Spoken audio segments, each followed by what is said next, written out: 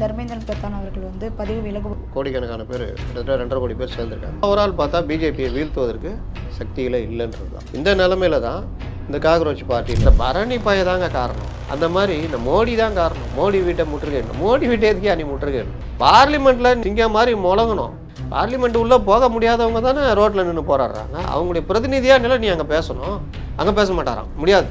அப்போது இந்த போராட்டம் காக்ரோச் மாணவர்கள் போராட்டம். ஆனால் இதை அவரவர் அஜெண்டாவுக்கு பயன்படுத்த ஆரம்பிச்சு.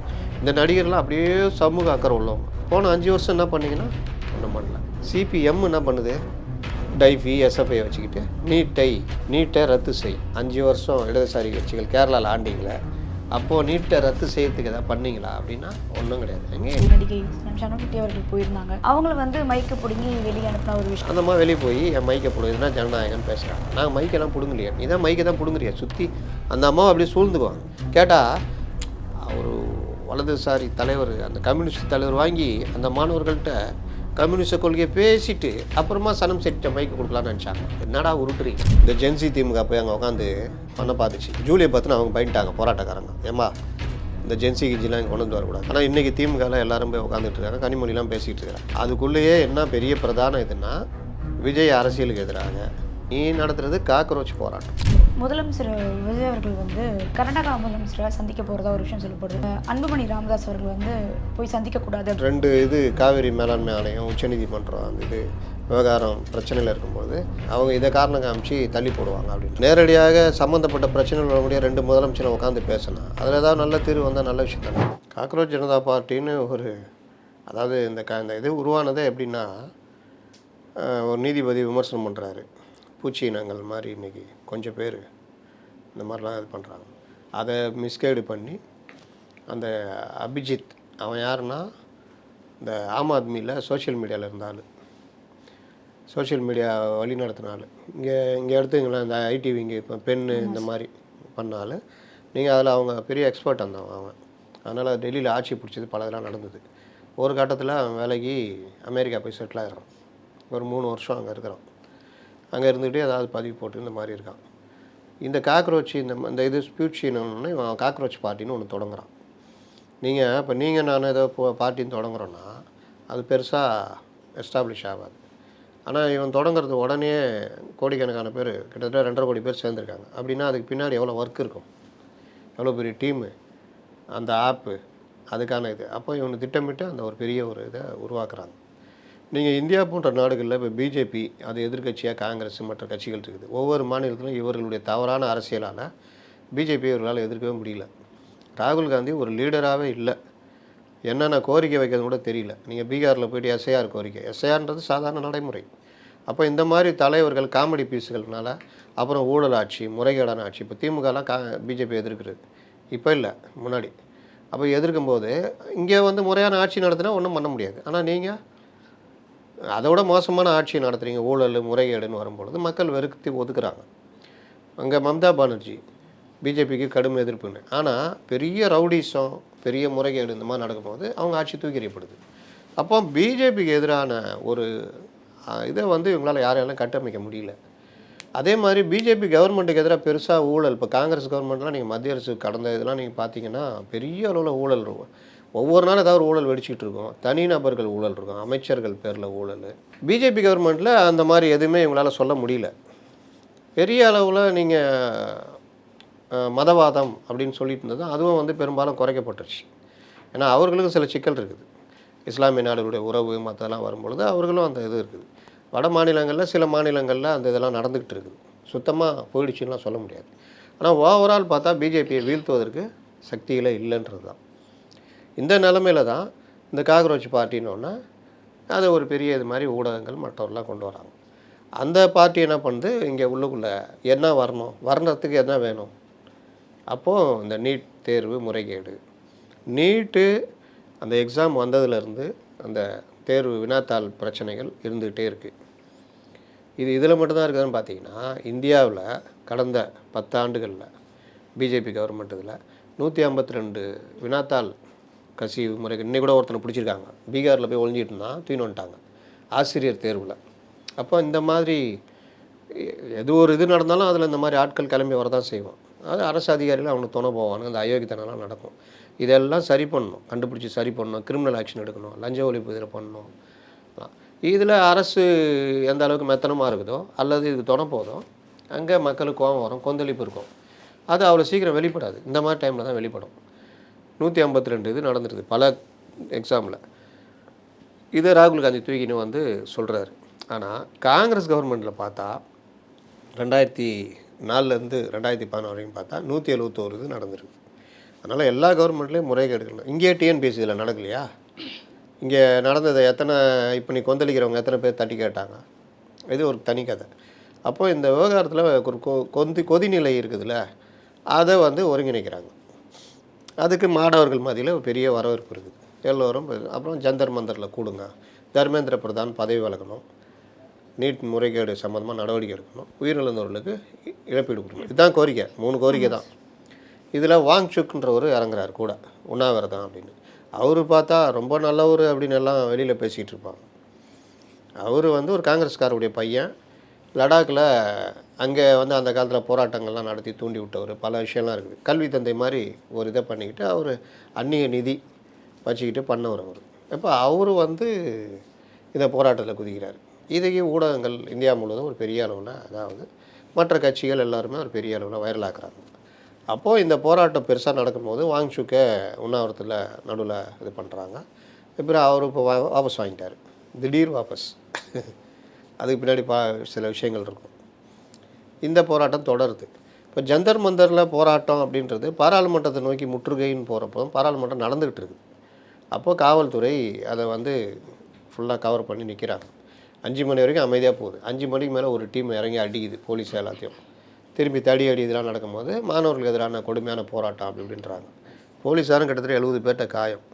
நீங்கள் பார்லிமெண்ட்டு அட்டாக்குன்றது நமக்கு 2001 கடுமையாக நடந்திருக்கு. இது ஒரு அணி திரட்டப்படாத ஒரு கூட்டம். அவங்க தான் யாரும் பொறுப்பேற்றுக்க மாட்டாங்க. இன்றைக்கி கூட அந்த எஃப்எல்ஆர் கேமரான்னு ஒன்று வச்சுருக்காங்க. அந்த கேமரா என்னென்னா, இந்த அக்யூஸ்டுகள் யார் இருந்தாலும் அந்த கேமரா இப்படி கடந்து போகும்போது காமிச்சிடும், இந்த அக்யூஸ்டுங்க போராட்டாங்க. இங்கே கூட டி நகர்லாம் கூட வச்சுருந்தாங்க. பிப்பாக்கெட் அடிக்கிறவங்க இதெல்லாம் அதில் ஏற்றிருப்பாங்க. அவன் அப்படி போகிறான்னா டக்குன்னு காமிச்சிடும். அந்த மாதிரி கிட்டத்தட்ட 2500 பேர் இந்த போராட்டத்துக்குள்ளே இருக்காங்க. ஏன் இந்த இது வச்சாங்கன்னா, நீங்கள் தீவிரவாத அமைப்பு, இந்த காலிஸ்தான் தீவிரவாத அமைப்பு, இல்லை பாகிஸ்தான்லேருந்து திட்டமிட்டு அனுப்பப்படுகிற ஆட்கள், உள்ளூரில் இருக்கிறவன் நக்சல் அமைப்பு, இல்லை இந்த மாதிரி இருக்கிறவங்க, இது எல்லாமே நீங்கள் அந்த கேமரா முன்னாடி அவங்க போனாங்கன்னா காமிச்சிடும். அப்போது இந்த போராட்டம் காக்ரோச் மாணவர்கள் போராட்டம். ஆனால் இதை அவரவர் அஜெண்டாவுக்கு பயன்படுத்த ஆரம்பிச்சிட்டாங்க. காங்கிரஸ் உள்ளே போகிறது. நீங்கள் இந்த போராட்டத்துக்கு ஆதரவாக ராகுல் என்ன பண்ணணுன்னா, அவர் தான் எதிர்க்கட்சி தலைவர். பார்லிமெண்ட்டில் அந்த பிரச்சனையை பெருசாக கிளப்பி பெரிய விவாதம் நடத்தணும். அந்த விவாதத்துக்கு அவங்க ரெடியாக இருக்காங்க. யார்? பிஜேபி கவர்மெண்ட்டு ரிஜு கூப்பிட்றாரு, வாங்க விவாதம் நடத்தலான்னு. ஆனால் அங்கே பண்ண முடியாது. நான் ரோட்டில் போயிட்டு பிரதமர் அலுவலகத்தை முற்றுகையிடுவேன்னு அப்போது அவருக்கு ஒரு அஜெண்டா இருக்குது. உடனே வாங்சுக் மனைவி ராகுலை கண்டிக்கிறாங்க. போராட்டத்தை திசை திருப்புறியா, நீ எதுக்கு பிரதமர் இதில் உன் கையில் எடுக்கலான்னு பார்க்குறியா அப்படின்னு. உண்மை அதுதான். இந்த மாணவர்களை அவர்கள், அதாவது இவர்கள் எல்லோருமே அவுட்டேட்டட் ஆனவங்க, பொதுமக்களால் நிராகரிக்கப்பட்டவர்கள். ராகுல் நானவோ எஸ்ஐஆர் ஊட்டி பார்த்தாரு, எதாவது நடந்ததா? 6 சீட்டு தான் கிடச்சிது. கூட இருந்த ஆளையும் 75லேருந்து 25 கொண்டு வந்து விட்டு வந்துட்டார். அப்போது இந்த மாதிரி நிராகரிக்கப்பட்டவர்கள் இந்த மாதிரி நடக்கும்போது அதுக்குள்ளே பூந்து தங்கள் அஜெண்டா போட்டு அதில் தான் இழுக்க முடியுமான்னு பார்க்குறாங்க. ஒரு அரசியல் நோக்கத்துக்காக, அரசியல் நோக்கம்தான், நோக்கத்துக்காக இல்லை, அரசியல் நோக்கம்தான் அவர்கள் அஜெண்டாவுக்கு திருப்புறது. இது அங்கங்கே பரவும் போது இப்போ தமிழ்நாட்டில் பார்த்தீங்கன்னா இங்கே இருக்கிற ஆட்கள், இப்போ இந்திய கம்யூனிஸ்ட் கட்சியோ சிபிஎம்மோ திமுகவோ மக்களால் நிராகரிக்கப்பட்டவர்கள். அதுலேயும் இந்திய கம்யூனிஸ்ட் கட்சியெலாம் ஒன்றுமே இல்லை, சிபிஎம்மு எதுவுமே இல்லை. இவர்கள் கடந்த 5 வருஷத்தில் இவர்கள் மதிப்பை இவர்களே கெடுத்துக்கிட்டாங்க. இந்த அரசுக்கு எந்த அளவுக்கு ஜால்ரா அடிக்க முடியுமோ அடித்து சுற்றிலும் மரியாதை கெடுத்துக்கிட்டாங்க. ஜால்ரா மட்டும் இல்லை, பல ஆதாயங்கள். நீங்கள் திமுககாராகவே மாறிட்டாங்க. இன்றைக்கி சிபிஎம்மும் சிபிஐயும் யாருக்கு ஆதரவு கொடுக்குறாங்க? யார்கிட்ட, எந்த கட்சிக்கு ஆதரவு கொடுத்துட்ருக்காங்க? தாவேக்காக்கு. ஆனால் இவர்கள் இந்த 5 வருஷமாக தயார் பண்ணாங்கல்ல, இதில் சிபிஎம் கட்சியில் இருக்கிற தலைவர்களும் சிபிஐயில் இருக்கிறவங்களும் அந்த தொண்டர்களும் முழுவதும் திமுக செய்கிறது கரெக்டுன்ற மாதிரி பண்ணிக்கிறாங்க. விஜய் எதிர்ப்பு மனநிலை இன்றைக்கே இருக்கிறாங்க. ஈவன் சண்முகமும் அந்த வீரபாண்டியனும் கூட அந்த எண்ணம் இருக்குது. அந்த ஆதரவை பரிசீலிக்கணும் அப்படின்ற ஒரு விஷயம். அதெல்லாம் என்ன காரணம்னா, டெல்லி இவர்களை வற்புறுத்தி ஆதரவு கொடுன்னு சொல்லியிருக்குது. இவர்கள் இஷ்டப்பட்டு போகல. ஏன்னா இவர்களுக்கு இங்கே ரொம்ப வசதிகள் பல விஷயங்கள் இருக்குது, அங்கே அது இல்லை. வாங்க டீ சாப்பிடுங்க, ரைட் பார்க்கலாமா அப்படி தான். அப்போது இதான் திருமாவளவனுக்கு அதான் பிரச்சனை. அப்போ இவர்கள் எல்லாருக்கும் கடுமையாக கோபம் வருது.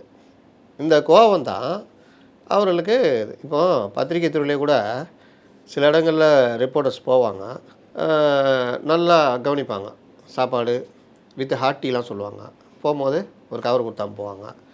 ப்ரெஸ் ரிலீஸு கவர் இன்னும் வேறு எதாவது நினச்சி போகிறீங்க. அவர்களும் அந்த கவரில் ப்ரெஸ் ரிலீஸ்லாம் பார்த்து சந்தோஷப்பட்டு செய்தியை நல்லா போடுவாங்க. அது அவர் அங்கே உள்ள எடிட்டரே இதெல்லாம் செய்தியாக வேணான்னா கூட இல்லை சார் முக்கியமானது சார் அப்படின்னு ஏதோ ஒன்று பண்ணி முனைப்பு காட்டுவாங்க. சில போராட்டங்கள் தலை காஞ்சவர்கள் இந்த கம்யூனிஸ்டுகள் இவங்கெல்லாம் அங்கே பெரும்பாலும் போக மாட்டாங்க. ஏன் போக மாட்டாங்கன்னா அவன் என்னத்த ப்ரெஸ் ரிலீஸ் மட்டும் கொடுப்பான் இதை போயிட்டு அப்படின்னு. சேம் இதே பேட்டர்ன் தான் இன்றைக்கி தாவேகா திமுகன்னு இருக்குது, புரியுதா? அது கம்யூனிஸ்ட் வெறும் இது ப்ரெஸ் ரிலீஸ் கொடுத்து இதை வாங்கிட்டு அங்கேருந்து வந்துக்கிறேன்னா உன் கம்பெனி தானே வண்டி அடிச்சு அனுப்புது, நியூஸ் கவர் பண்ணுற இதுக்கு அதுக்கு தானே சம்பளம் கொடுக்குறாங்க. அப்புறம் என்ன, இந்த கவர்மெண்ட் எம்ப்ளாயீஸ் பண்ணுவான்ல சம்பளம் வாங்கிட்டு இருப்பான், ஆனாலும் அவனுக்கு அங்கே வந்து எதாவது வாங்கினா தான் அவனுக்கு மனசு திருப்தி இருக்கும். இவ்வளோ பண்ணியிருக்கோங்க, பள்ளம் தோண்டிக்கிறோம், கனெக்ஷன்லாம் கொடுத்துக்குறோம், அதுக்கு தான்டா அவனுக்கு சம்பளம் கொடுக்குறான். மண்ணெல்லாம் போட்டு மூடிக்கிறோம் சார், அதுக்கு தானே கொடுக்குறான். அடுத்த தடவை உரி விட்டு போயிடுவானுங்க கொடுக்கலன்னா. அப்போது இது இந்த மனப்பான்மை இருக்குல்ல, இது அரசியல் கட்சிகள் மத்தியிலே இருக்குது. 5 வருஷமாக நல்லா பார்த்துக்கிட்டாங்க பார், ஆதரவு கொடுக்குறோம், கொடுத்தும் கூட பார் அப்படின்னு லஞ்சத்தை ஒழிக்க போகிறாராம் ஊர் அப்படின்ற அந்த எண்ணம்.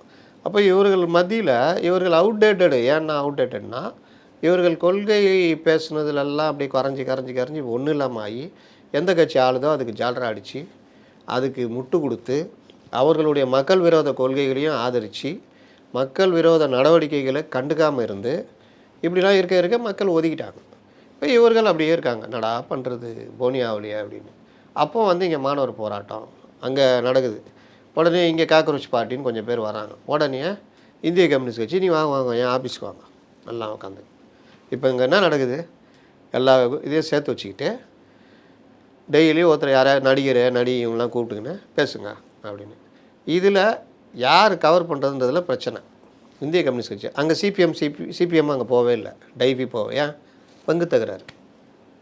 அப்போது அவர்கள் ஒரு இதை வச்சுட்டு நடத்திக்கிட்டு இருக்கிறாங்க. அதில் போயிட்டு நீ வான்னு நடிகர்களை கூப்பிட்டுக்கிட்டு, இந்த நடிகர்லாம் அப்படியே சமூக அக்கறை உள்ளவங்க. அவங்க வந்து இந்த போன 5 வருஷம் என்ன பண்ணிங்கன்னா பண்ணல, அப்புறம் இப்போ பண்ணுறாங்க. இது ஒரு பார்ட்டு. சிபிஎம் என்ன பண்ணுது, டைஃபி எஸ்எஃப்ஐ வச்சுக்கிட்டு நீட்டை ரத்து செய் அப்படின்னு போராட்டம். சரிங்க, நீங்கள் 2 பேரும் ஆள்கிற இடதுசாரி 5 வருஷம் இடதுசாரி கட்சிகள் கேரளாவில் ஆண்டிங்களே, அப்போது நீட்டை ரத்து செய்யறதுக்கு எதாவது பண்ணிங்களா அப்படின்னா ஒன்றும் கிடையாது. எங்கே ஒன்றும் பிரச்சனை இல்லையே, நீட் எக்ஸாம் நடக்குது, முறையாக நடக்குது, எல்லோரும் பண்ணுறாங்க. இதுதான் சரி. இப்போ என்ன பண்ணுறீங்க, தமிழ்நாட்டில் என்ன பண்ணுறீங்க, நீட்டை ரத்து பண்ணாங்க, நீட்டே இருக்கக்கூடாது. இந்த கோரிக்கை யார் வச்சா, டிஎம்கே. ஏன் வச்சாங்க, ஏடிஎம்கே எதிராக அரசியல் பண்ணுறதுக்காக அன்றைக்கி வச்சாங்க. நீட்டை ரத்து பண்ணணும், விலக்கு வரணும் அப்படி இப்படின்னு. அதை பண்ணவே முடியாதுன்னு தெரிஞ்சும் ஏடிஎம்கே போட்டு நெருக்குனாங்க. அவங்க வேறு வழி இல்லாமல் சுப்ரீம் கோர்ட்டு போனாங்க. அங்கே ஒரு கொட்டி போ, எல்லா மாநிலத்தையும் நீ மட்டும் தனியாக வர போ கிளம்பு அப்படின்ட்டாங்க. அப்புறம் அவங்க வேறு வழி இல்லாமல் அந்த 7.5% கொண்டு வந்தாங்க. நல்ல விஷயம் அது. அதில் இவங்க என்ன சொன்னாங்க, 10% கொடு அப்படின்னு திமுக. அவங்க ஆட்சிக்கு வந்தோடனே 10% பற்றி கண்டுக்கவே இல்லை. கூட இருந்த இடதுசாரிகள் கேட்க வேண்டியது தானே. சரி, ஆட்சிக்கு வந்தோடனே இதே இடதுசாரிகள் இன்றைக்கி போடுற டைஃபி எஸ்எஃப்ஐலாம் அன்றைக்கி அந்த 5 வருஷத்தில் நீட்டை ரத்து செய் அப்படின்னு எதாவது போராட்டம் நடத்தியிருக்காங்களா, எங்கேயாவது முற்றுகையிட்டிருக்காங்களா, எதுவுமே செய்யலை. ஆனால் இப்போ வந்துக்கிட்டு ரத்து செய் அப்படி இப்படின்னு போராடுறாங்க. நீ அனுமதி இல்லாமல் போராடினா போலீஸை அரெஸ்ட் பண்ணும், உடனே போலீஸ் அடக்குமுறை, இப்படி எல்லாம் நடந்தால் எங்கள் ஆதரவை மறுபரிசீலனை பண்ணும். நீ யார் பண்ணுறதுக்கு, சண்முகம் நினச்சா முடியுமா, டெல்லி தலைமை முடிவு எடுக்கணும். நீங்கள் இஷ்டம் இல்லாமல் தான் இங்கே அவங்க சொல்லி வந்திருக்கீங்க. இது ஒன்று. சரி, இங்கே நீட்டு வேணான்னு போராடுறீங்க. கேரளாவில் அதே கோரிக்கை, நீட்டு தேர்வு முறைகேட்டை சரி பண்ணு, அந்த இதை வந்து அந்த சிஸ்டத்தை சரி பண்ணுறது அங்கே கோரிக்கை. இங்கே நீட்டே தேவையில்லை.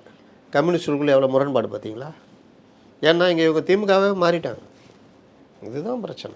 இந்த இங்கே நடந்த போராட்டத்தில் நடிகை சனம் ஷெட்டி அவர்கள் போயிருந்தாங்க. அங்கே வந்து இந்த ஒரு போராட்டம் வந்து அரசியல் நோக்குடன் இந்த போராட்டம் நடந்துட்டுருக்கு அப்படின்ற ஒரு விஷயம் முன் வச்சுருந்தாங்க.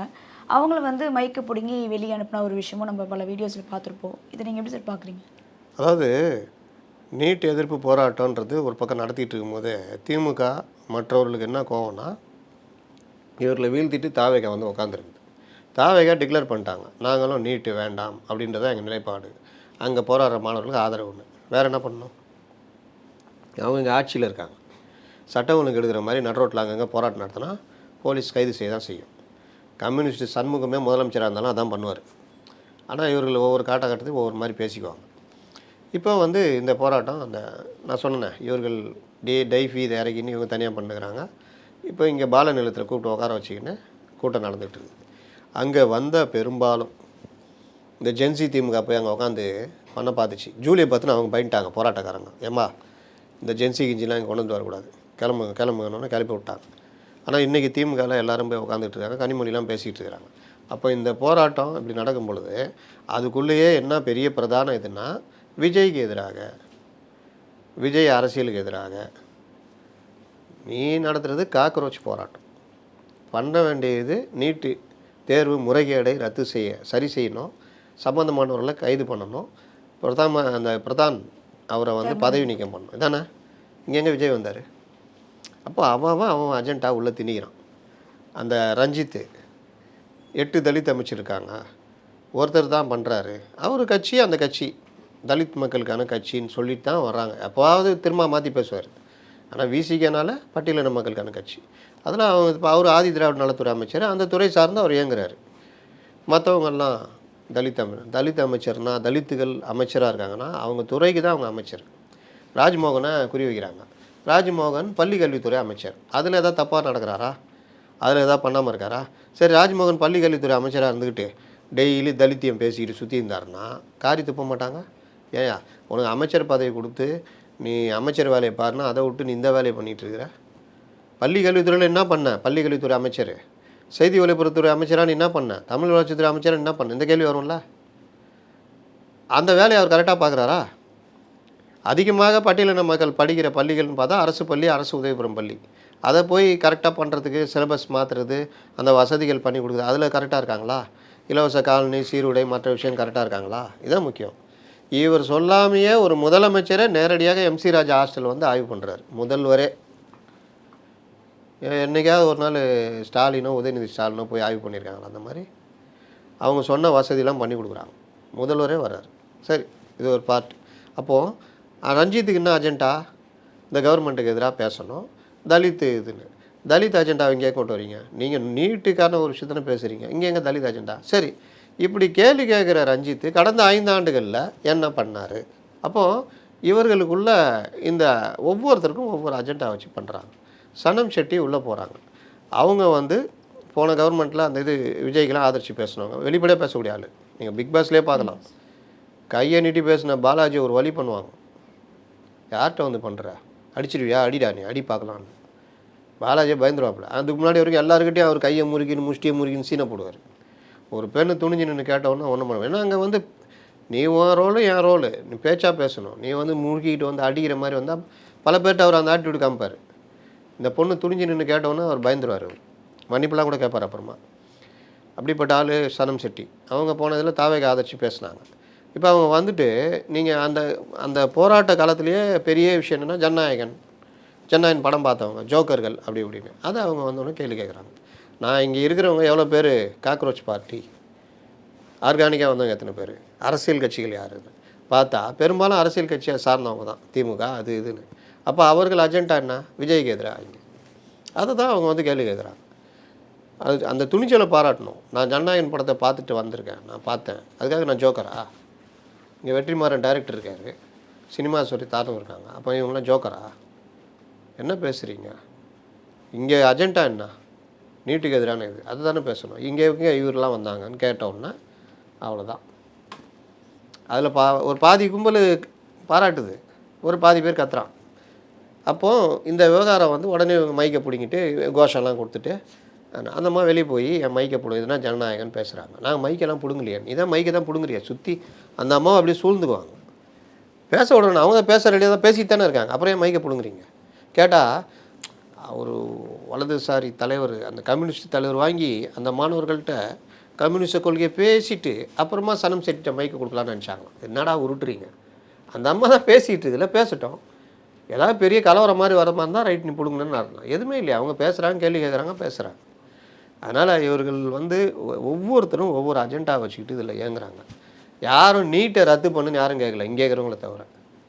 இங்கே கூட திமுக, இவர்கள் திமுகவுடைய கிளை கழகங்கள் தானே இப்போ கம்யூனிஸ்ட் கட்சிலாம். அதனால் இவர்கள் சண்முகத்தை நான் கேட்குறேன், இப்போ வரைக்கும் இங்கே தானே நீட்டு வேணான்றீங்க, உங்கள் கட்சி கேரளாவில் அது சொல்லியே, நீங்கள் தேசிய கட்சி தானே, அதில் என்ன சரி பண்ணுறதை பார்ப்பீங்களா என்ன? இது நீட்னால் எவ்வளோ ஏழை மாணவர்கள் இந்த தடவை மருத்துவக் கல்விக்குள்ளே போயிருக்காங்கன்றது முக்கியமாக, இல்லை உங்களுக்கு பாஜக எதிர்ப்பு, பாஜக கொண்டு வந்தது, காங்கிரஸ் கொண்டு வந்ததுக்காக எதிர்ப்பு முக்கியமாக? இப்போ ராகுலுக்கு என்ன பிரச்சனை, ஏன் அங்கே போக மாட்டேங்கிற? ஏன்னா நீட்டை கொண்டு வந்து நீ, அதனால தான் அவருக்கு என்ன கோபம்? இந்த அதே பிக் பாஸில் ஒரு இது நடக்கும், இந்த கஞ்சா கருப்பு, அதில் எது நடந்தாலும் இந்த பரணி பைய தாங்க காரணம் அப்படின்னு. அந்த மாதிரி இந்த மோடி தான் காரணம், மோடி வீட்டை முற்றுகையிடணும். மோடி வீட்டை எதுக்கே நீ முற்றுகையிடணும்? நீ எதிர்கட்சி தலைவர், பார்லிமெண்ட்டில் நீ சிங்கம் மாதிரி முழங்கணும், அவங்கள ஓட விடணும், அதுதானே ஓவருக்கு. அதுக்கு தானே உன்னை தேர்ந்தெடுத்து அமைச்சிருக்காங்க. பார்லிமெண்ட் உள்ளே போக முடியாதவங்க தானே ரோட்டில் நின்று போராடுறாங்க. அவங்களுடைய பிரதிநிதியாக நிலை நீ அங்கே பேசணும். அங்கே பேச மாட்டாராம், முடியாது, பேச மாட்டேன், ரோட்டில் வந்து தீச்சிக்கோ. ரோட்டில் வச்சு தீர்த்துக்கிறதுக்கு போராட்டக்காரங்க இருக்காங்க, நீ பார்லிமெண்ட்டில் வச்சு தீக்கணும். நீ உனக்கு கரெக்டான நீ தைரியசாலி இருந்தால் அங்கெல்லாம் பேசணும். அவங்க தான் ரெடியாக இருக்காங்களா, வா பேசலான்னு. பேசினா இன்னும் பல விஷயங்கள் வெளியே வரும்ல, அதுதான் பிரச்சனை. என்னைக்காவது பார்லிமெண்ட்டை நடக்க விட்ருக்காங்களா பார்த்தீங்களா? ஏன் பல நாட்களாக அங்கே போராட்டங்கள்னால ஒரு பிரச்சனையை பேசுகிற இடம் தான் பார்லிமெண்ட்டு. பேசு, ஏன் கோஷம் போட்டு எப்போ பார்த்தா? நீங்கள் இது வரைக்கும் பார்த்துருக்கீங்களா பார்லிமெண்ட்டு நடந்து பார்த்துருக்கீங்களா? ஒரே கோஷம் போகிறது, வெளியே போகிறது, சம்சா சாப்பிட்றது, கட்லெட் போடுறது, சாப்பிட்றது, அப்படி போயிடுறது. நேற்றுலாம் பார்த்தீங்கன்னா அந்த கேன்டீன் வாசலில் நின்று கோஷம் போட்டுனுக்குறாங்க. அப்படியே என்ன மாப்பிள்ள ரெடி ஆச்சா, இரு பார்த்துன்னுக்குறேன். ஏய் ஒன்னிட்டு ஒலிக்குண்ணா, என்னப்பா இதோ ரெடி ஆகிட்டு இருக்குதுங்க, சொல்லு. சட்னி அதுக்கு புதினா சட்னி வைப்பா, அப்படி. இதுதான் என்ன பண்ணுறது, இப்படி தான் போய்கிட்டு இருக்குது நீ நாடு. சரி, இப்போது இதை தொடர்பாக வந்து பிரதமர் மோடி அவர்கள் வந்து சமீபத்தில் ஒரு வீடியோ ஒன்று வெளியிட்டிருந்தாங்க.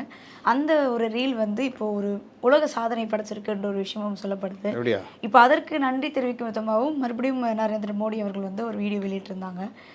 இதை நீங்கள் எப்படி சார் பார்க்குறீங்க? அதாவது இந்த ஒரு வீடியோ வந்து இப்போது வெளியாகிருக்கு. இது மட்டும் இல்லாமல் மோடி அவர்கள் சொல்லும் ஒரு விஷயம், இதுக்கடுத்து வந்து இளைஞர்களை வந்து நம்ம நேரிடணும், இல்லை அவங்களுக்கு ஒரு விஷயத்தை கொண்டு போகணும் அப்படின்னா ரீல்ஸ் மூலமாக நம்ம கொண்டு போகலாம் அப்படின்னு சொல்லிட்டு மத்திய அமைச்சர்கள்கிட்ட இதுக்கப்புறம் ரீல்ஸ் வடிவங்கள் மாறுதுங்க. விஜயே எப்படி இவர்கள் உட்காந்துட்டு நிற்க ஜென்சின்னு சுற்றினுக்கிறாங்க. ஜென்சி எல்லா காலத்துலையும் தான் இருந்தாங்க. இப்போ ஏன் இவங்க ஜென்சி சுற்றக்கூடாது? ரீல்ஸ், இன்ஸ்டா, ட்விட்டரு, சமூக வலைதளங்கள் முன்ன மாதிரிலாம் நீங்கள் போய் மேடை பிடிச்சிலாம் பேசணும் அவசியம் இல்லை. இந்த மாதிரி கலாச்சாரம் மாறுது, விஞ்ஞானம் மாறுது. இன்றைக்கி எல்லாம் செல்ஃபோன்லேயே எல்லாத்தையும் பார்த்துட்டு போயிடுறான். பக்கமாக படிக்கிறது இல்லை. அதுக்கு என்ன நல்ல கருத்தோ, தீய கருத்தோ, மோசமான கருத்தோ, நாட்டுக்கு எதிரான கருத்தோ எது இருந்தாலும் போய்கிட்டே இருக்குது. அதனால தான் இன்றைக்கி சைபர் கிரைம்ன்றது ஒரு பெரிய ஒரு இதுவாக இருக்குது. எல்லாவற்றையும் இன்றைக்கி அரசும் இந்த மாதிரி விஷயங்களை தான் கவனிச்சிட்டு இருக்கிறாங்க. அப்போ அவங்க மந்திரிகளுக்கு சொல்கிறாரு, நீங்களும் இந்த மாதிரி உள்ளே போங்க, ரீல்ஸு மற்ற விஷயம். என்னை கேட்டால் ஒன்றுமே இல்லை. இங்கே இருக்குது பாஜக, யாராவது ஏதாவது தேடுற மாதிரி இருக்கிறாங்களா பாருங்கள், ஏதாவது எங்கேயா பேசுகிற மாதிரி. இன்றைக்கும் ஒரு விஷயம் நடந்து 10 நாள் பொறுத்தான் வர்றது, ஒரு விஷயத்தை பேசுறது. அரசு கொண்டு வர நல்ல திட்டங்களை பற்றி தெரியவே தெரியாது. இவங்களுக்கு தெரிஞ்சால் தானே பேசுறதுக்கு. அவர் ரீல்ஸ் போடுறாரு. ரீல்ஸ் போடுறதுக்கு என்ன தெரியணும்ல, நீங்கள் படிக்கணும்ல. மத்திய அரசு திட்டம் என்ன இருக்குது, இந்த திட்டம் இருக்குது, இந்த திட்டத்தை இங்கே அமல்படுத்தலை, இந்த திட்டத்துக்கு இவ்வளோ நிதி ஒதுக்கியிருக்காங்க, இந்த அரசு செய்யலை, ஏதாவது தெரியணும்ல, டேட்டாஸ் தெரியணும்ல, ஏதாவது இருக்கா? இதெல்லாம் இல்லாதனால தான் இந்த அண்டா செந்தில் மாதிரி ஆட்கள் எனக்கு என்னென்னு பேசிக்கிட்டு இருக்கிறாங்க. நீட் ஏன் கொண்டு வரப்பட்டன்ற அடிப்படை இருக்குல்ல, அதை பேசுறதுக்கு யாராவது ஒரு பாஜக தலைவர் பேசுவாங்களா? நம்ம உட்காந்து பேசிகிட்டு இருக்கிறோம். ப்ரைவேட் கல்லூரிகளில் கட்டண கொள்ளைன்ற பேரில் இஷ்டத்துக்கு அடிச்சிருந்தாங்க. நீங்கள் காசு இருக்கிறவன் இல்லாட்டி நல்லா படிக்கிறவன் ரொம்ப கம்மி, காசு இருக்கிறவன் தான் உள்ளே போனான். அதுலேயும் என்ன காசு, ஓரளவுக்கு இல்லை, நல்லா காசு இருக்கணும். ஆனால் இன்றைக்கி செந்தில் உட்காந்து என்ன சொல்லுங்கிறாப்புல, நீட்டுனால் 50,000 பேர், 90,000 இடங்களில் 50,000 பேருக்கு நீட்னால் இடம் கிடச்சிட்டு தான். இதுவே நல்ல விஷயம் இல்லை. 50% திறமை இருக்கிறவங்களுக்கு போகிறாங்கள, மீதி இருக்கிறது வந்து ப்ரைவேட் காலேஜுக்கு போகுது. இதெல்லாம் சொல்கிறிய உன் காலத்தில், அந்த நீட்டுக்கு முன்னாடி காலத்தில் இந்த ப்ரைவேட்டு இது கட் ஆஃப் மார்க்கு போக மீதி ப்ரைவேட் காலேஜுக்கு போனதுலலாம் எவ்வளோ கட்டணம் கொள்ள அடிச்சிங்கன்னு சொல்ல முடியுமா? இன்றைக்கி ஏன் தனியார் கல்லூரிகள் டீம்டு யூனிவர்சிட்டியை நோக்கி ஓடுறான்? ஏன்னா ஒரு ஸ்டேட்டுக்குள்ளே தனியார் கல்லூரியாக இருந்தால் அந்த ஸ்டேட்டுடைய இது கீழே வருவாங்க. அங்கே மருத்துவக் கல்லூரியில் நீட்டுக்கு ஃபிக்ஸ் பண்ணி அனுப்புனாங்கன்னா 15 லட்சம் தான் வாங்க முடியும். இதே டீம்டு யூனிவர்சிட்டிக்கு மாற்றிக்கிட்டாங்கன்னா இதுக்குள்ளே வரமாட்டாங்க. சென்ட்ரல் கவர்மெண்ட் இதில் போயிடுவாங்க. கட்டணம் அவங்க இஷ்டத்துக்கு நிர்ணயிக்கலாம். ஓடினாங்களே ஒரு 5 பேர் ஸ்டேட் கவர்மெண்ட்டுக்கே சொல்லாமல். யார் அந்த 5 பேர்? எல்லாம் திமுககாரங்க. இது பேசுவாரா? இப்படி தான் இந்த கட்டண கொள்ளையை தடுத்தது நீட்டு. சாதாரண மக்கள் படித்தா திறமை இருந்தால் போகலான்னது. இன்னொன்று ஒன்று சொல்கிறேன், நீட்டில் தான் எத்தனை தடவை வேணால் நீங்கள் எக்ஸாம் எழுதிட்டே இருக்கலாம். ஒரு பையன் எழுதி முடியலன்னு சொல்லிட்டு போலீஸுக்கு எழுதி போலீஸ் ஆகிட்டான். ஏஆர் போலீஸுடைய முதல் ஸ்டெப் அதுதான். கிரேட் 2 போலீஸுன்னுவாங்க. எழுதி போலீஸ் ஆகி ஒர்க் பண்ணிகிட்ருக்கிறான். ஆனால் விடாமல் நீட் எழுதுறான். அந்த வருஷம் பாஸ் ஆகிட்டான். போயிட்டான். என்ன சொல்லுவீங்க? இது பழைய செட்டப்பில் அது நடக்குமா? நினச்சி பார்க்க முடியாது. நீட்டு எக்ஸாமு ஏன் இவங்க அலறாங்கன்னா, அப்ஜெக்டிவ் டைப் எக்ஸாமு மனப்பாட முறையை தவிர்த்து புரிஞ்சுக்கிட்டு படிக்கிறதுக்கு நகர்த்துது. நீங்கள் அதில் எங்கே இவ்வளோ பேசுகிறானுங்களே, 5 வருஷம் ஆட்சி பண்ணிவிட்டு நீட்டை ஒழிக்கணுன்னு. 5 வருஷத்தில் இந்த மாணவர்களுக்கு நீங்கள் என்ன உதவி பண்ணீங்க? 5 வருஷமாக நீட் இருந்ததில்ல, அப்ஜெக்டிவ் டைப் எக்ஸாம் நடந்ததில்ல. அப்போ அந்த மாணவர்களுக்கு அரசு சார்பில் என்ன பண்ணீங்க உதவி? அது முக்கியம் இல்லை. அவர் பண்ணிட்டு போயிட்டார் 7.5%. நீங்கள் என்ன பண்ணீங்க? அட்லீஸ்ட் 10% ஆக்குனீங்களா? இல்லை. சரி, இலவச கோச்சிங் சென்டர் கவர்மெண்ட் சார்பாக திறந்து எதாவது பண்ணீங்களா? இல்லை. சிலபஸில் எதாவது மாற்றினீங்களா? இல்லை. என்ன தான் பண்ணீங்க? கையெழுத்து மூலிமா மாற்றிடுவோம், விலக்கு ரகசியம் எங்களுக்கு தெரியும். அப்புறம் 50 லட்சம் கையெழுத்து வாங்கி அது ஒரு சீன் போட்டாங்க. ஞாபகம் இருக்கா? வாங்கி குப்பைத்தொட்டில் போட்டாங்க. யார்கிட்ட கொண்டு போய் கொடுத்தாங்க? அதை வாங்கி என்ன பண்ணீங்க? அவ்வளோதான், அங்கங்கே குப்பையில் கிடந்தது. அதனால் இவர்கள் வேஷம் எல்லாம் கலையுது. இதை மாற்றுறதுக்கு இந்த காக்ரோச் பார்ட்டி மாதிரி வந்துட்டு எதாவது பண்ணிகிட்டு இருப்பான். அவனுக்கு தெரியும் எப்படி மூளைச்செலவு செய்யலான்னு. ஆனால் இதெல்லாம் ரொம்ப நாளைக்கு ஓடாது. அடுத்து நீட்டு எதிர்க்கிற இது பண்ணுற, இப்போ கோரிக்கையை மாற்றிக்கிட்டே போகிற. அடுத்து இவரை வா பேச்சுவார்த்தைக்குன்னு கூப்பிட்றாங்க. போய் பேச்சுவார்த்தை நீ எதுக்கு போகிறாடுற? பேச்சுவார்த்தை நடத்துறதுக்கு தானே, மாற்றம் வரத்துக்கு தானே. வா பேசலான்றாங்க. ஏன் போக மாட்டேங்கிற? அப்போ இவங்க நோக்கம் இது பிரச்சனையை முடிக்கிறது இல்லை அப்படின்றது தான். ஒரு இடத்துல ஒரு சண்டை நடக்குது, ஒரு அநியாயம் நடக்குது, அது சம்மந்தமாக பேச்சுவார்த்தை போராட்டம் நடத்தினோன்னா வந்தவங்க வாங்க பேசுவோம் உட்காந்துன்றாங்க. அப்போ அங்கே போய் தானே பேச முடியும். அதுக்கு தானே போராட்டம் நடத்துனது. அவன் அந்த மாதிரி பண்ணிட்டான், அவன் மேலே நடவடிக்கை எடுக்கணும், இவங்களுக்கு அடி வாங்கினவங்களுக்கு தீர்வு தரணும், உடஞ்ச பொருளுக்கு நஷ்டம் ஈடு கொடுக்கணும். இதுதானே பேசுறது. இல்லை நான் வரமாட்டேன்னு போராடிட்டே இருந்தேன்னா ஆகும். தீர்வு எங்கே கிடைக்கும்? தீர்வுக்கு நோக்கி தானே போராட்டம் போகணும். ஆனால் இவர்கள் நோக்கம் அது இல்லை. இதை வச்சு எதாவது பண்ண முடியுமா? அதான் யோசிக்கிறான். முதலமைச்சர் விஜய் அவர்கள் கர்நாடகா முதலமைச்சரை சந்திக்க போகிறதா ஒரு விஷயம் சொல்லப்படுது. இந்த மேகதாது விவகாரம் குறித்தாக இருக்கட்டும், இதை தொடர்ந்து இந்த காவேரி விவகாரம் குறித்தாக இருக்கட்டும், இந்த 2 விஷயத்துக்கும் முதலமைச்சரை சந்திக்க இருக்கிறதா சொல்லப்படுது. இன்னொரு பக்கம் அன்புமணி ராமதாஸ் அவர்கள் போய் சந்திக்கக்கூடாது அப்படின்ற ஒரு விஷயம் முன்வைக்கிறாங்க. இதை நீங்கள் எப்படி சார் பார்க்குறீங்க? அன்புமணி ராமதாஸ், இந்த PR பாண்டியன் உள்ளிட்டோர் சொல்கிறாங்க. ஏன்னா இந்த 2 இது காவிரி மேலாண்மை ஆணையம், உச்சநீதிமன்றம் அந்த இது விவகாரம் பிரச்சனையில் இருக்கும்போது போய் பேசினா தீர்வு வராது, அவங்க இதை காரணம் காமிச்சு தள்ளி போடுவாங்க அப்படின்றாங்க. இது ஒரு பக்கம் இருந்தாலும் நேரடியாக சம்மந்தப்பட்ட பிரச்சனைகள் வரக்கூடிய 2 முதலமைச்சரை உட்காந்து பேசினா அதில் ஏதாவது நல்ல தீர்வு வந்தால் நல்ல விஷயம் தானே. நம்ம சொல்கிறது என்ன, காவிரி மேலாண்மை அந்த ஆணைய உத்தரவை அமல்படுத்துன்னு, அதை அமல்படுத்தலைன்னா கோர்ட்டுக்கு போகிறோம். இந்த அமல்படுத்துன்றது இடத்துல இருக்கிற ஆளே அழைப்பு கொடுக்கும்போது நேராக போய் உட்காந்து இதெல்லாம் பண்ணுங்க அப்படின்னு சொல்கிறது நல்ல விஷயம் தானே. குடும்ப நல நீதிமன்றத்தில் பிரச்சனை ஆகுது, வழக்கு போட்டு டைவர்ஸ் கேட்டுக்கிட்டு இருக்காங்க. அவங்க என்ன பண்ணுவாங்க? 2 பேரும் சந்தித்து பேசுங்க, தீர்வு வருதா பாருங்கன்னுவாங்க. ஒரு நிதி இது மோசடி ஒருத்தன் வாங்கிட்டு பணத்தை வாங்கிட்டு ஏமாத்தினா வழக்கு போகுது. வழக்கு நடந்துகிட்டு இருக்கும்போதே அவன் சம்மந்தப்பட்டவன் வழக்கு போட்டதுனால பயந்து போய் நான் கொடுக்குறேன்ப்பா நம்ம பேசலான்னு கூப்பிடப்போ இல்லை முடியாது கோர்ட்டில் தான் அப்படின்னா, அப்போது பேசிவிட்டு சரி நான் இவ்வளோ தரேன்ப்பா, 90% தரேன், மீதி 10% நான் அடுத்த மாதம் தரேன், அதுக்கு பேர் அமுக்கபிள் செட்டில்மெண்ட்டுன்னுவாங்க. பண்ணிவிட்டு கோர்ட்டில் இந்த மாதிரி பேசியிருக்கோம், 90% தரேன்ட்டார், 10% 2 மாதம் கழித்து தரேன்றாருன்னா கோர்ட் அதை ஏற்றுக்கிட்டு வழக்கை முடிச்சு வைக்கும். இதெல்லாம் நடைமுறை தானே. இதே இஎம்எஸ் நம்பூதிரி பாட்டு அன்றைய முதலமைச்சர் காமராஜர்ன்றாங்க, கலைஞர்ன்றாங்க, எனக்கு சரியாக அது தெரியல. நேரடியாக பேசி முல்லை பெரியார் பிரச்சனையில் டக்குன்னு முடிவு வந்துச்சான் 45 நிமிஷத்தில். அதிகாரிகள் வறுத்த முந்திரி சாப்பிட்டுட்டு 45 நாளாக இழுத்துனுக்குறான். அப்போ சில விஷயங்கள் மாறுபட்ட முடிவெடுக்கிறதுல தப்பே கிடையாது. இப்படி தான் போகணுன்னுலாம் கிடையாது. பார்ப்போம் என்ன நடக்குது. சார் இப்போது தாவேக அரசு ஆகஸ்ட் மாதம் பட்ஜெட் தாக்கல் செய்கிறாங்க. இதற்கு முன்னாடி அதாவது முதலமைச்சர் விஜய் அவர்களுக்கு கிட்டத்தட்ட 11 அமைச்சர்களுடைய இந்த வேலை திருப்தி இல்லை அப்படின்ற ஒரு விஷயம் சொல்லப்படுது. பெண் அமைச்சர்கள் அது மட்டும் சென்னையில் 2 அமைச்சர்கள் உட்பட 3 அமைச்சருடைய பதவி விலகப்படும் அப்படின்ற ஒரு விஷயம் சொல்லப்படுது. இது மட்டும் இல்லாமல் மீதி 8 அமைச்சருடைய துறைகள் மாற்றப்படுறதுக்கான வாய்ப்புகள் இருக்குன்னு ஒரு விஷயம் சொல்லப்படுது. இதை நீங்கள் எப்படி சார் பார்க்குறீங்க? இது சம்மந்தமாக முன்னாள் முதல்வர் மு.க. ஸ்டாலின், துணை முதல்வர் உதயநிதி ஸ்டாலின், ராசா, அனிதா ராதாகிருஷ்ணன் இவர்களோட முதலமைச்சர் விஜய் ஆலோசனை நடத்த இருக்கிறதா எனக்கு ஒரு தகவல் வந்திருக்கு.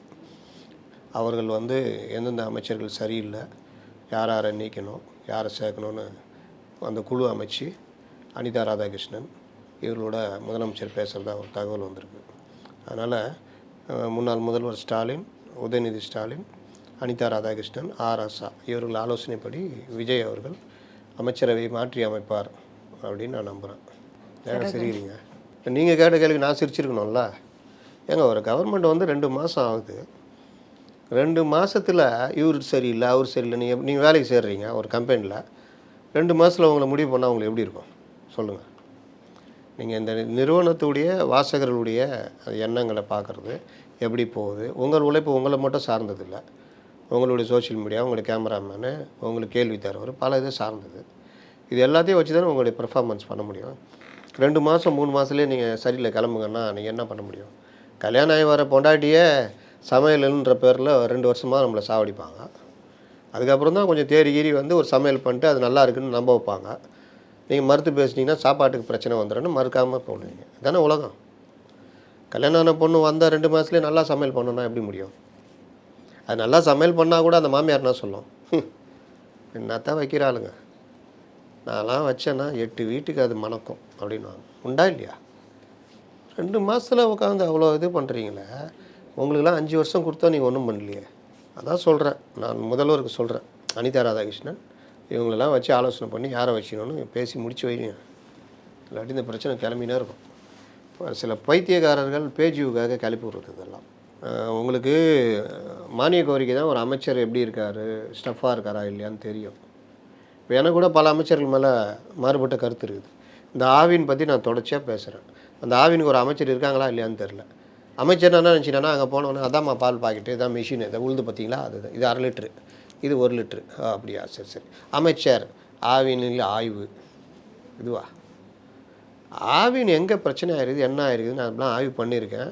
கொள்முதல் ரேட்டு தனியார் இதில் இருந்தால் அதெல்லாம் தானெல்லாம் பண்ணியிருக்கேன். நீங்கள் பத்திரிகையாளரை பார்த்து பல விஷயங்கள் என்ன பண்ணியிருக்கீங்கன்னு சொல்லணும்ல. இன்றைக்கி ஒரு ரமேஷால் சொல்ல முடியுதில்ல, ஒரு வினோத்தால் சொல்ல முடியுதில்ல, ஒரு விக்னேஷால் சொல்ல முடியுதில்ல, ஒரு ராஜ்மோகனால் சொல்ல முடியுதில்ல, ஒரு அருண்ராஜால் சொல்ல முடியுதில்ல, ஒரு ஆதவர்ஜனால் சொல்ல முடியுதில்ல. ஏன் மற்றவங்களால முடியலன்றேன். அப்போ அந்த இது இருக்கும். சில பேருக்கு நான் இதுலேயே வாழைமட்டை, கறிக்கட்டை, கற்பூரம், பெட்ரோலு. வாழைமட்டை நீங்கள் எண்ணெய் பற்ற வச்சாலும் பத்தாது. கறியை பற்ற வச்சு ஊதுன அப்புறம் தான் பற்றிக்கும். கற்பூரம் நீங்கள் இப்படி கொண்டு போனாலும் பக்குன்னு பற்றிக்கும், எரிய ஆரம்பிச்சிடும். கற்பூரம் மூளைன்றாங்களே அது. 4வது பெட்ரோலு. நீங்கள் பெட்ரோலை அப்படி ஊற்றி விட்டு கொளுத்தி அங்கே தானே ஊற்றணுன்னு போனீங்க வச்சிங்க, அது ஒரு 5 அடிக்கு பரவி இருக்கும். அதில் தான் இந்த கொடும்பாவி கொளுத்துறவங்களாம் அங்கே கொளுத்துறன்ட்டு கொளுத்திட்டு அவன் வேட்டியில் பற்றிக்கும். பார்த்துருக்கீங்களா? ஏன்னா அது எவாபரேட் ஆகிருக்கும், இவனுக்கு அது தெரியாது. அப்புறம் இவன் கொடும்பாவி கொளுத்திட்டு இவன் ஓடிக்கிட்டு இருப்பான். பார்த்துருக்கீங்களா? அந்த மாதிரி இது பெட்ரோல் இன்றைக்கி நான் சொல்கிற கூடுதல் உதாரணம். அப்போ இப்படி தான் மனிதர்களும் இருப்பாங்க. அவங்க ஐக்கிய லெவலுக்கு அவங்க செயல்படுறது அந்த மாதிரி தான் இருப்பாங்க. அதுக்கெல்லாம் ஒரு வாய்ப்பு கொடுப்பார், ஒரு 6 மாதம் பார்ப்பார். அதுக்கப்புறம் வாழைமட்டையாக இருந்தீங்கன்னா என்ன பண்ணுறது? தூக்கி தான் போடணும். பாதுகாக்கிறதுக்கு நான் அவருன்னா இதுவா? அதனால் இது அவ்வளோ சீக்கிரம்லாம் முடிவு பண்ணவும் முடியாது நீங்கள் யாரையும். இவ்வளோ நேரம் நிறைய விஷயங்களை பகிர்ந்தமைக்கு நன்றி சார்.